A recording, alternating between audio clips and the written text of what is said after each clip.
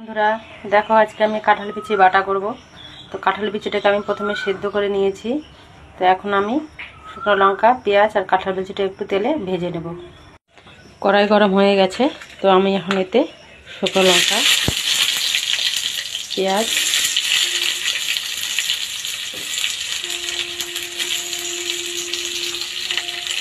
এগুলোকে একটু ভেজে নেব।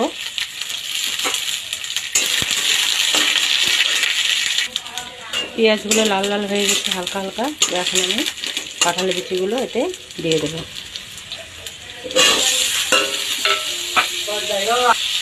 একটু লবণ দিয়ে দেব,